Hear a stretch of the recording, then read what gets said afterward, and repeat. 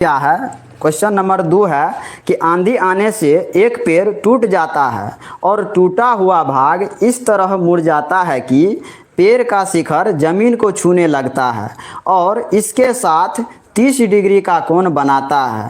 पेड़ के पाद बिंदु की दूरी जहां पेड़ का शिखर जमीन को छूता है 8 मीटर है, तो पेड़ की ऊंचाई ज्ञात कीजिए। यानी कि आपको क्वेश्चन को पढ़ करके समझना होगा, ना कि क्वेश्चन को पढ़ लेना है। पढ़ करके क्वेश्चन को समझना है। जब तक आप लोग क्वेश्चन को नहीं समझिएगा तब तक आपसे फिगर नहीं बनेगा, और जब तक फिगर नहीं बनेगा तब तक आपसे क्वेश्चन नहीं बनेगा। तो यहाँ से हम क्या करते हैं, क्वेश्चन को बढ़िया तरीका से पढ़ेंगे और पढ़ करके पहले क्या करेंगे, समझेंगे, और समझने के बाद हम क्या करेंगे, क्वेश्चन के अकॉर्डिंग फिगर ड्रॉ करेंगे और उसके बाद हम क्वेश्चन को बनाना स्टार्ट करेंगे। तो यहाँ से अपना क्वेश्चन में बोला गया है कि आंधी आने से एक पेड़ टूट जाता है, यानी कि और टूटा हुआ भाग इस तरह मुड़ जाता है कि पेड़ का शिखर जमीन को छूने लगता है और इसके साथ 30 डिग्री का कोण बनाता है। तो सबसे पहले हम क्या करते हैं, एक पेड़ बना लेते हैं। मानकर चलिए ये अपना क्या है,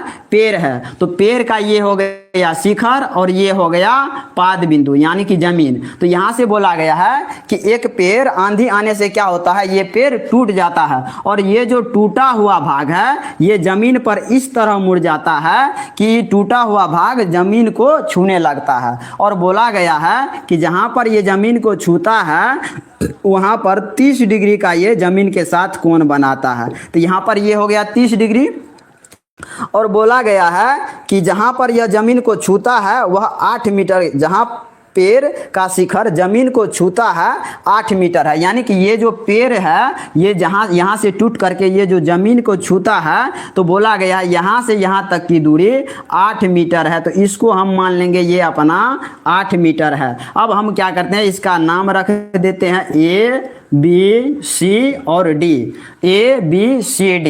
तो यहाँ से हम क्या करेंगे, क्वेश्चन को हल जब करेंगे तो सबसे पहले यहाँ से हमको लिखना होगा कि माना कि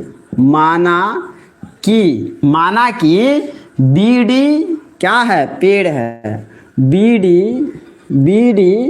एक पेड़ है, BD एक पेड़ है। और बोला गया है कि ये पेड़ की ऊंचाई ज्ञात करना है। तो हम क्या करते हैं, इसको मान लेते हैं, हम BC को मान लेते हैं H, या नहीं तो नहीं भी मानेंगे तो फिर भी क्वेश्चन बनेगा। तो यहाँ से हमको क्या करना है, ये पेड़ की ऊंचाई ज्ञात करना है। तो हम क्या करेंगे, पहले हम ये जो त्रिभुज है अपना त्रिभुज यहाँ पर ABCD, इसमें हम क्या करेंगे, ये हमको पता है और ये हमको निकालना है। यानी कि इसके बीच क्या करेंगे, हम संबंध लगाएंगे। तो यहाँ से हम क्या करेंगे, इसके बीच संबंध लगाएंगे। तो और यहाँ पर ये जो है ये BC और CD ये दोनों आपस में बराबर होगा। सॉरी BC नहीं, ये जो होगा ये CD और AC ये दोनों आपस में बराबर होगा, क्योंकि यह जो पेड़ टूट करके यहाँ पर गिरा है तो जितना ये है उतना ही ये भी होगा। यानी कि AC बराबर हो जाएगा CD। तो यहाँ से हम लिख सकते हैं कि AC बराबर CD। AC जो है CD के बराबर है और हमको पेड़ अपना पूरा पेड़ है BD। तो यानी कि BD को हम लिख सकते हैं, BD को BC प्लस के CD ये हो गया अपना पेड़। अब हमको निकालना है ये यानी कि पेड़ की ऊंचाई। तो सबसे पहले हम क्या करेंगे, जहां से टूटा है पहले इसकी ऊंचाई ज्ञात करेंगे और फिर जो टूट करके जमीन पर मुड़ा है उसकी ऊंचाई हम ज्ञात कर लेंगे। उसके बाद ये दोनों को क्या करेंगे, ऐड कर देंगे तो पूरा अपना पेड़ का ऊंचाई निकल जाएगा। तो यहाँ से सबसे पहले हम क्या करते हैं, त्रिभुज ABC में चलते हैं। तो यहाँ से लिखेंगे त्रिभुज ABC में ये हमको पता है और ये निकालना है। और ये हो गया अपना थीटा। तो थीटा के सामने वाली भुजा लंब होती है और जो यहाँ पर 90 डिग्री है तो इसके सामने वाली भुजा ये हो जाएगा कर्ण, और जो बच गया वो हो जाएगा ऑटोमेटिक आधार। तो इसके बीच और इसके बीच हम क्या करेंगे, संबंध लगाएंगे, यानी कि लंब बटे आधार। यहाँ पर हम लिखेंगे लंब बटे आधार, लंब बटे आधार। तो लंब बटे आधार किसके बराबर होता है, वो tan थीटा के बराबर होता है। तो यहाँ से हम क्या करेंगे, यहाँ से अपना लंब हमको निकालना है और आधार हमको पता है और थीटा भी दिया गया है। तो यहाँ से हम क्या करेंगे, लंब निकालना है, तो लंब के जगह हम रखेंगे BC। तो यहाँ से लंब के स्थान पर BC रखेंगे, बट आधार यहाँ पर दिया गया है 8 मीटर। तो यहाँ से हम 8 मीटर देंगे बराबर tan थीटा का वैल्यू दिया गया है 30 मीटर। तो थीटा का वैल्यू हम रखेंगे 30 डिग्री।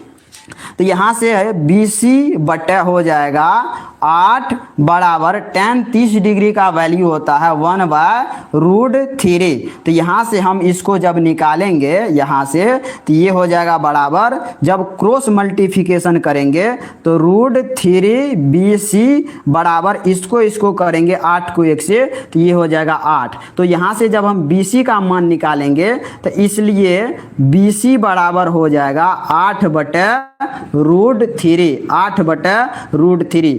इसको मान लेंगे हम, ये हो गया अपना समीकरण 1। यानी कि हमने BC का ऊंचाई ज्ञात कर लिया है। अब हमको निकालना पड़ेगा ये जो टूटा हुआ भाग है जो जमीन पर मुड़ गया है, इसकी ऊंचाई हमको ज्ञात करना पड़ेगा। यानी कि अब हमको इसके और इसके बीच संबंध लगाना पड़ेगा। कर्ण बटे आधार या आधार बटे कर्ण भी हम लिख सकते हैं। तो यहाँ से हम लिखेंगे पुनः हो गया त्रिभुज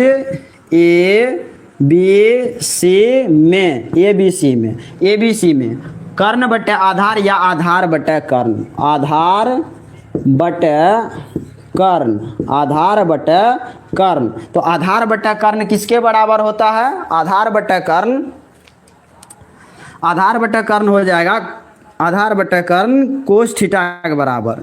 ये हो जाएगा कोस थीटा के बराबर। कोस और थीटा का मान दिया गया यहाँ पर 30 डिग्री।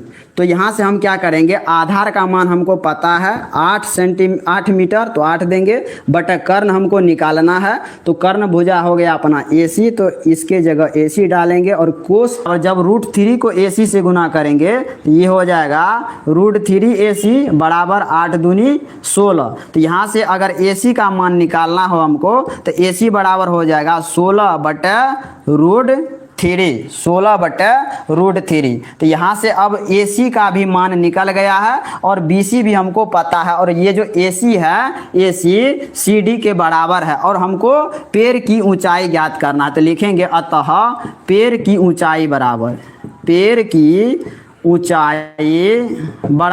तो पैर की ऊंचाई बराबर हम लिख सकते हैं BD बराबर, BD ये जो पैर की ऊंचाई है BD, तो BD बराबर हम लिखेंगे BC प्लस के CD, BC प्लस के CD। तो यहाँ से हम BD बराबर लिख सकते हैं BC प्लस के CD, जो है CD वो AC के बराबर है, तो इसको हम लिख सकते हैं AC। तो BD बराबर हो जाएगा, BC का वैल्यू है 8/√3, तो यहाँ से हम देंगे 8/√3, और प्लस में AC का वैल्यू है 16/√3। अब यहाँ से जब इसका एलसीएम करेंगे तो यहाँ से ये हो जाएगा √3। तो √3 अगर हर समान हो तो अंश जुट जाता है, तो इसको हम 8 प्लस के 16 लिख सकते हैं। तो बराबर ये हो जाएगा 16 8 24/√3, और √3 को हम कभी भी नीचा में नहीं छोड़ते हैं। तो यहाँ से हम क्या करेंगे, हर का परिमेयकरण कर देंगे, यानी कि √3/√3।